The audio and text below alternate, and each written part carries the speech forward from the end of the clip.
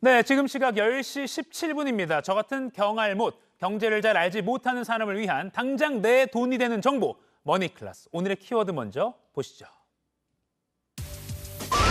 알아두면 든든한 보이스피싱 대처법. 전화나 문자를 통한 금융사기를 지칭하는 보이스피싱. 이 불법 대출 광고 문자의 대명사로 알려진 김미영 팀장이나 이 검찰 관계자를 사칭하는 방법 등은 이미 많이 알려졌습니다. 실제 보이스피싱범 목소리 잠깐 들어보시죠. 네, 어디시죠? 네, 서울중앙지검이고요. 저희 쪽에서 발부해드린 공문장 혹시 못 받으셨어요? 네, 못 받았는데요. 저희가 세 차례 걸쳐서 공문장을 발부해드렸고요. 네, 본인이 저희 검찰청으로 출석해주지 않으셔서 이제 연락을 드린 겁니다. 네, 이렇게 해가지고 돈 뜯어내죠. 지금 들으신 거 전형적인 수법입니다. 하지만 이런 방식에도 여전히 피해자는 생기고 더 큰 문제는요. 범인들의 수법이 날로 진화한다는 겁니다. 작년만 해도 5천억 원 이상의 피해액이 발생했습니다. 이 보이스피싱 사기 유형엔 뭐가 있는지 그리고 어떻게 대처해야 하는지 알아보겠습니다.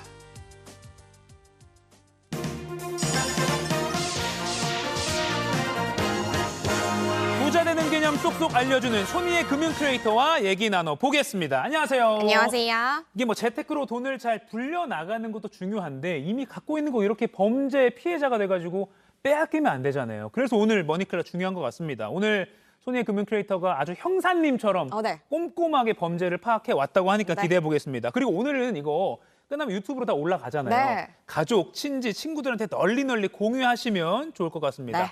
자, 먼저 보이스피싱 유형에는 좀 어떤 게 있는지 범죄 수법 정리 좀 해주시죠. 사실은 보이스피싱 유형이 정말 너무 다양해서 네. 우리가 일일이 짚을 수도 없을 만큼 많아서 네. 오늘은 대표적인 유형 몇 가지만 좀 짚어보려고 합니다. 먼저 중장년층들이 가장 많이 당하는 것 중에 하나가 이 자녀 납치 및 사고를 빙자해서 송금을 요구하는 방식이에요. 네. 그러니까 예를 들어서 학교에 간 자녀가 납치가 됐다고 한다거나 뭐 혹은 군대에 가 있는 아들이 지금 사고가 났다거나 이런 사고를 빙자하는 유형인 건데요. 딸인 척하면서 아빠 나 지금 사채업자한테 잡혀 있어. 뭐 이런 식으로 이제 속이는 경우도 있다라고 합니다. 네. 실제 사례를 같이 한번 들어보도록 하겠습니다. 예. 아빠야. 왜 그래? 큰일 났어. 왜? 사고 났어? 나네 친구가 사건을 빌렸는데 내가 보증을 써줬어. 너 지금 어디야? 나 지금 지하 창고 같은 데 끌려왔어. 네, 사기업자의 상설입니다. 제가 한 가지만 말씀드리지만 아버님이 어느 대신 돈을 갚으시면 딸님이 멀쩡한 안 다치고 집으로 가게 됩니다. 경찰청이 이제 실제 사례를 이제 보여주면서 이런 거 조심하라고 이제 그런 걸 유튜브에 올린 건데 맞아요. 이런 사례 들으면 진짜 내 딸인가 싶으면서도 지금 당장 뭐 잡혀 있다고 하니까 그리고 돈을 주면 딸이 안 다친다고 하니까 빨리 은행 가서 입금해야지 뭐 이런 생각부터 들 것 같아요. 맞아요. 네. 그러니까 이런 부모의 긴박한 마음을 그러니까 악용을 한 거라고 예, 볼 수가 있는 거고요. 사실 인터뷰에서도 우리가 이제 들을 수 있지만 이게 정말 딸인가 약간 긴가민가 하기는 했지만 이 피해자가요. 맞아요. 네네. 상황 자체가 긴급한 상황이니까 일단 내 딸일 수 있으니 내 돈을 줘야겠다라는 생각에 이제 통장을 일단 챙겼다고 합니다. 네, 그 순간에 아내가 잠깐만 있어봐라. 이거 좀 이상한 것 같다라고 이제 경찰에 신고를 해서 다행히 이제 큰 피해가 있지는 않았지만 네. 이런 사례로 인해서 사기를 당하는 분들 굉장히 많으시고요. 네. 최근에는 인공지능이 이제 목소리를 위조해서 네. 정말 실제로 비슷하게 전화를 거는 경우도 있다고 해요. 이 상황 자체도 긴급해 보이는데 내 딸, 내 아들이랑 목소리까지도 비슷하다면 이 정말 쉽게 이렇게 사기를 당하게 되는 거죠. 네, 그래서 이런 상황들을 악용하는 사례가 점점 많아지고 있는 것 같습니다. 울먹이는 딸 같은 어떤 그런 여성의 목소리를 들으면 정말 판단력이 흐려질 수밖에 그럼요. 없으니까 그런 부모님의 마음을 악용한 정말 나쁜 놈들입니다. 이거 기억해 두시고요. 다른 사칭 유형도 좀 소개해 주시죠. 뭐 예를 들어서 카카오톡이라든지 예. 온라인 메시지에서 이제 지인을 사칭해서 가족을 사칭해서 돈을 보내달라고 하는 겁니다. 많이들 받아보셨을 것 같은데 엄마 나 지금 휴대폰 고장 나서 수리 맡겼어. 급하니까 돈 좀 빨리 좀 보내줘. 아. 뭐 이런 사례들. 뭐 혹은 금융기관을 이제 사칭해가지고 범죄 사례에 지금 연루가 되셨다. 지금 명의가 동의가 도용이 되셨으니까 저희한테 계좌 비밀번호 그리고 보안카드의 일련 부분 일단 알려주셔야 그래야 저희가 지금 지급 정지를 해드릴 수 있다. 뭐 이런 것들로 인해 가지고 피해자한테 돈을 받고요. 그리고 이거를 가로채는 사례들도 굉장히 대표적인 사례라고 볼 수 있겠습니다. 그러니까요. 뭐 금융기관 인척해가지고 맞아요. 그리고 휴대폰으로 이제 광고 문자 그리고 뭐 알림 문자 많이 오는데 이런 문자도 정말 조심해야 된다고요. 맞아요. 그러니까 우리가 문자를 활용해가지고 사기 범죄를 하는 거를 이걸 스미싱이라고 합니다. 스미싱. 네, 이렇게 주로 스미싱 문자를 받으시면요, 일정 사이트에 연결이 되는 URL이 보통은 포함이 돼 있습니다. 이런 링크 주소죠. 맞아요. 네네. 그래서 이 URL을 딱 터치를 해서 들어가는 순간에 악성 파일이 바로 깔린다거나 혹은 개인정보를 요구를 하는 사이트로 바로 연결이 되거든요. 그래서 이 악성 코드가 스마트폰에 깔리는 순간 바로 해킹이 돼서 원격 조종이 된다거나 혹은 바로 돈이 인출이 되는 그런 불상사가 일어나는 건데요. 가장 유명한 대표적인 사례는 문자, 그러니까 택배의 문자 사례입니다. 아. 그러니까 택배 기사인 것처럼 고객님 지금 문자 이제 주소가 지금 잘못 입력돼 있으니까 빨리 입력해 주세요. 뭐 혹은 뭐 어디에 놓을까요? 이런 것들. 그러니까 대표적인 유형인 거고요. 상품권이라든지 공공기관이라든지 지원금 대출도 많은데요. 특히나 최근에 좀 많이 늘어나고 있는 게 청첩장이랑 트로트입니다. 그러니까 청첩장 부고 문자인 것처럼 마치 모바일 청첩장인 것처럼 링크를 클릭하게 한다거나 혹은 고령층 요즘 또 트로트 굉장히 좋아하지 않으십니까?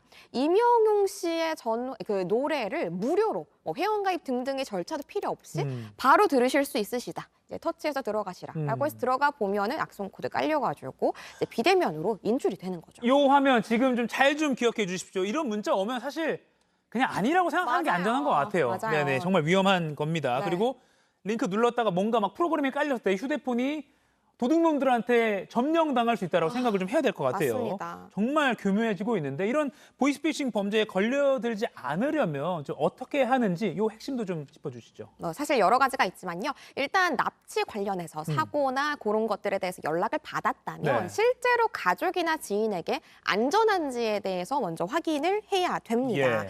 그리고 이제 금융기관 등의 이제 우리 사칭을 받았을 때에는 일단 뭐 카드 비밀번호라든지 뭐 보안카드의 일련 번호를 알려주는 거는 특히 주의를 해야 되고요. 네. 금융기관이나 공공기관에서 뭐 일정 특정한 절차 없이 단순히 자 보안카드 번호 불러주세요. 계좌번호, 비밀번호 알려주세요라고 하는 경우는 없으니까 절대 알려줘서는 안 되겠고요. 예. 그리고 아까도 저희 URL 포함된 문자 예시 보여드렸지만 링크가 포함되어 있다면 일단 한번 좀 의심을 해야겠습니다. 네. 그리고 무엇보다도 아무래도 이게 전화나 문자 메시지로 연락이 오는 거잖아요. 그래서 이게 정말 금융기관인지 혹은 특정 회사인지를 알아볼 수 있는 방법이 좀 하나 있거든요. 네. 그래서 제가 그 번호를 하나 안내를 드리려고 하는데요. 바로 서울의 중앙지검에서 운영하고 있는 찐센터라는 콜센터입니다. 네, 지금 화면 보여드리고 있는데 010-3570-8242 이 번호로 연락을 하시면 예. 이 번호가 보이스피싱으로 활용되고 있는 번호이거나 혹은 과거에 한 번이라도 활용됐던 적이 있는지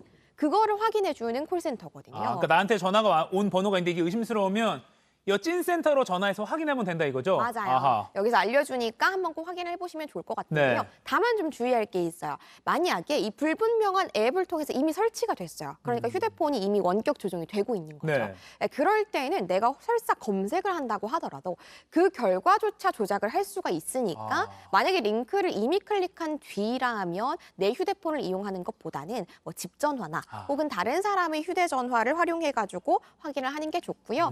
사실은 정말 중요한 건요. 보이스피싱? 스미싱? 이거 남의 얘기 아니야? 뭐 나 당하겠어? 심지어 요즘엔 또 2040도 많이 당한다고 네, 하더라고요. 네. 아우 내가 무슨 보이스피싱이야 라고 간과하지 말고 나도 당할 수 있다라고 생각하는 게 사실은 가장 중요하겠습니다. 좀 피곤하지만 의심을 계속하면서 살아야 맞아요. 될 것 같아요. 맞아요. 문자 이런 거 뭐 택배 주소지 입력 변경해야 됩니다. 클릭하세요. 안 할 겁니다. 그러면 급하면 택배 기사님이 저한테 전화를 주시겠죠. 맞아요. 그러니까 급하면 나한테 전화 줄 거야라고 생각하고 좀 그냥 문자 같은 거 링크 함부로 누르면 안 될 것 같습니다. 맞아요. 자, 이렇게 주의를 했는데도 보이스피싱 범죄 이미 당했다. 그러면 이제 어떻게 해야 됩니까? 일단은 신고부터 해야겠죠. 아하. 사실은 지난달까지만 해도 조금 복잡했습니다. 왜냐하면 이 보이스피싱 관련해서 업무도 또 많이 나뉘잖아요. 예. 뭐 예를 들어서 A 업무는 이 번호에, B 업무는 이 번호에 좀 기관마다 막 맞아요. 다르고. 예. 이쪽에 전화하셔야 돼요. 이렇게 조금 미루는 경향도 있고요. 그래서 지금까지는 좀 복잡했지만 지난달부터 네. 112로 보이싱 관련 신고가 통합이 됐습니다. 그러니까 그 경찰 112요? 맞아요. 아, 예, 예. 112에 전화만 하시면 저 보이스피싱 당한 것 같은데요 라고 하시면 이제 1년에 처리를 다 해주실 거고요. 그리고 무엇보다도 우리가 2차 피해를 막아야 되는 거잖아요. 지급 정지를 해야 되기 때문에 이제 은행 기관에도 따로 연락을 해주셔야 되고요. 또 금감원의 개인정보 노출자 이제 사고 예방 시스템에 접속을 하시면 내 정보가 노출이 되었으니 더 이상의 피해가 없을 수 있도록 막아주세요. 라고 신청을 할 수가 있습니다. 네. 여기에 꼭 신청을 해주시면 좋을 것 같고요. 다만 우리가 또 실제로 사기를 당하고 나면 지금은 우리가 차분하게 얘기를 할 수 있지만 너무 경황이 없어서 이것조차 힘들 수 있어요. 예. 그래서 가장 빠르게 할 수 있는 방법은 내가 은행 계좌를 이미 노출이 된 것 같다면 해당 은행 콜센터에 전화를 해서 이 모든 것을 막아달라라고 하면은 이런 신고 안내까지 다 해줄 수 있거든요. 그렇게 연락을 해보시면 좋을 것 같고요. 네. 그리고 만약 아까 말씀드렸던 URL을 터치해서 악성 앱이 설치가 된 것 같다라고 하신다면 휴대폰을 초기화하는 게 좋은데요. 이게 또 고령층일수록 초기화도 어려우실 수 있잖아요. 이제 휴대폰 이제 단말기를 파는 대리점이나 직영점에 찾아가셔서 네. 이 조치를 요청하시는 것도 괜찮을 것 같습니다. 아, 알겠습니다. 이게 정리를 좀 해볼게요. 그러니까 사실 이미 보이스피싱 조심하세요. 이런 거는 많이 들었지만 맞아요. 그래도 피해가 계속 생기고 있기 때문에 오늘 잠깐 방심하셨던 분들은 조금 다시 한번 반복 학습도 필요할 것 같습니다. 다시 보면 자, 보이스피싱 범죄를 당했다 하면 그냥 뭐 어디 전화하지? 당황하지 말고 112로 일단 전화를 하시는 게 가장 확실한 것 같고요. 그리고 지급 정지 요청을 할 수 있으니까 뭐 은행 콜센터 같은데 네. 자기 계좌가 있는 은행 콜센터에 전화하면 되고요. 그리고 금감원의 사고 예방 시스템이 있고요. 이렇게 웹사이트 주소도 있습니다. 근데 사실은 또 이런 웹사이트 pd.fss.or.kr인가요? 이거 네. 힘들거든요. 네. 그러면 112 다시. 네. 111만 기억을 잘하면 될 것 같습니다. 그리고 악성 앱, 누군가 내 휴대전화, 내 스마트폰을 점령하고 있을 수 있다라는 그런 가능성도 있으니까 그럴 때는 어려우면 네. 뭐 휴대전화 대리점을. 대리점 같은 데 가서 도움을 요청해도 될 것 같습니다. 맞습니다. 그리고 아까 손해 금융 큐레이터가 잘 짚어준 게 내 휴대전화로 이 번호가 진짜 그 금감원 번호 맞아 네. 검색했는데 가짜 사이트를 노출할 수 맞아요. 있거든요. 그렇기 때문에 옆에 친구한테 야, 너 폰 줘봐. 맞아요. 그래서 일종의 더블 체크. 정말 중요합니다. 점령이 안 당한 내 친구의 폰을 한번 체크하는 거. 요것도 꼭 중요하다. 그러니까 피곤하지만 계속해서 의심하자라는 게 오늘의 핵심인 것 같습니다. 자, 마무리하기 전에 오늘도 두 분 뽑아서 영어 예매권 2매씩 드리는 퀴즈 나갑니다. 저희 2매씩 드립니다. 요거는 의심 안 하셔도 됩니다. 휴대폰 문자 메시지를 이용해서 개인정보나 금융정보를 탈취하는 사기 수법입니다. 문자 메시지, SMS라고 하죠. 문자 메시지와 피싱, 이 두 영어 단어의 합성어인 이것은 무엇일까요? 1번 스미싱, 2번 고고싱, 3번 복싱. 자, 지금 상암로 클래스 실시간으로 방송되고 있는 JTBC 뉴스 유튜브에 접속하셔서 실시간 댓글창에 정답 올려주시면 됩니다. 저기 방송 마칠 때쯤에 당첨자 발표해드리도록 하겠습니다.